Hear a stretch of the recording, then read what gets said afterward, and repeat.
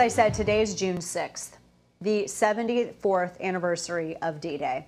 And on that day, Allied forces dropped a freedom bomb on Hitler's invincible, or perception-wise invincible, army. It's a day that will be remembered forever, and it changed the course of human history. The largest conflict. Thousands upon thousands of American soldiers lost their lives on those beaches. In fact, I'm a huge history buff, and I love going back, and I have so many things to pull up here for you. I was actually looking at the casualties. Omaha Beach, which was led by Americans, Juno Beach, which was led by Canadians, those had the highest casualties. And I was looking at the number of civilians, or the number of soldiers. You had 4,000 Allied soldiers, most of them younger than 20 years old, who died in the June 6th, 1944 invasion. Now, look at these images that we're showing. You see these boats where they're all loaded in, and they're trying to go across this channel, and they're just praying that the cloud cover lasts. These men courageously charged this beach, where high up on cliffs were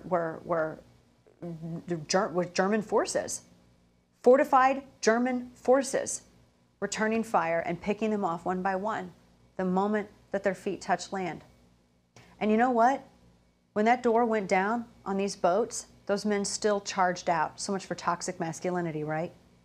Those men still charged out, and they ran towards their objective, knowing what our strategy was.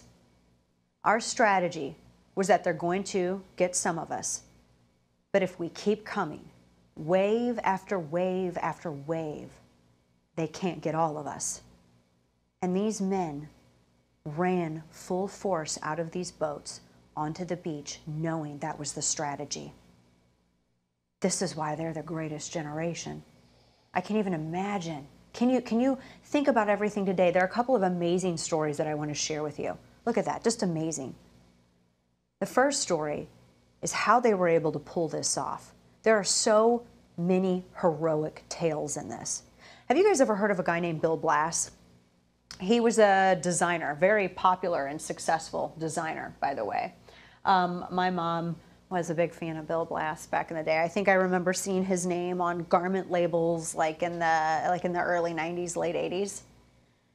You guys know Ellsworth Kelly or Arthur Singer, Art Kane. These were all artists. There's a fabulous piece up at the Atlantic, one of the best ones that was written several years ago about what I'm about to share with you. They were, before they became artists and designers, they were called ghosters.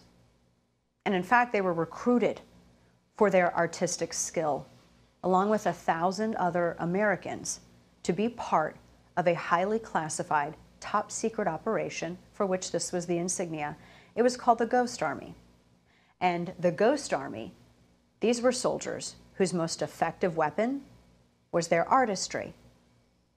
And these individuals, they look at the inflatable tanks. They created inflatable tanks. They created in entire landing areas and entire landing docks. They mocked and pretended to be, with perfect accuracy, well-known radio announcers so that they could fool Hitler. That was the entire goal of the Ghost Army.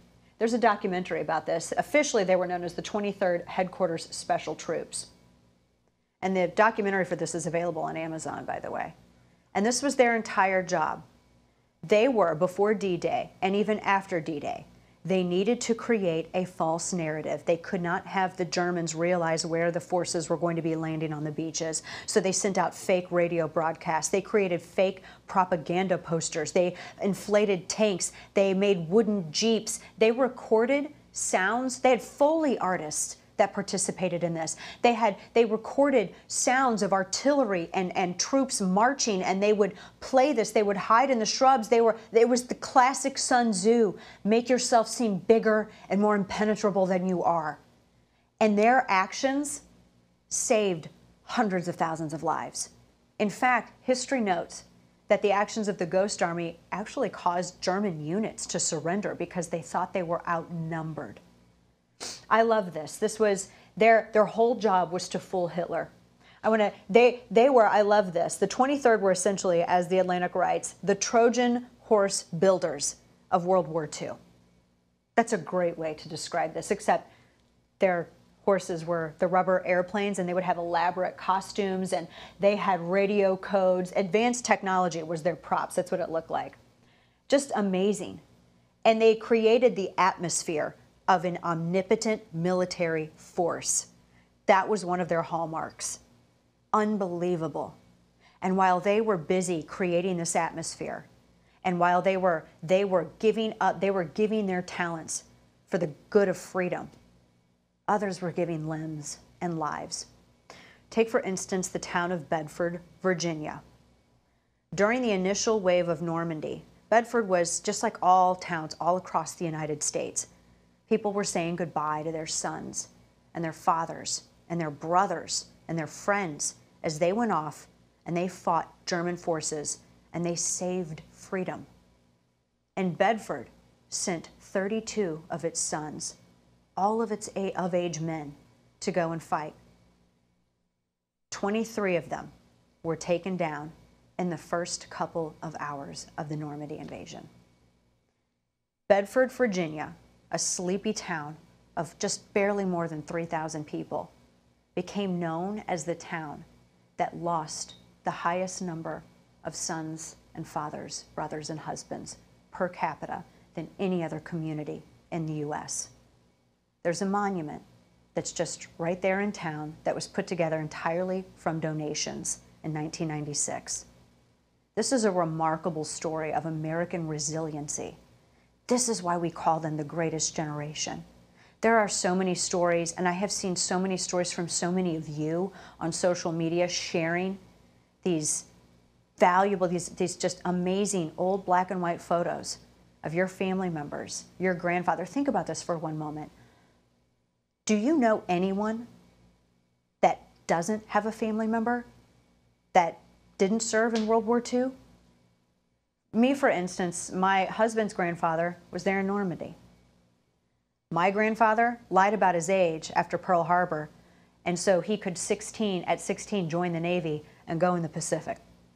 So I had one grandfather halfway across the world and the other halfway across the world. I hear this from so many Americans. We are so blessed that we had such courageous men given to us for this specific time.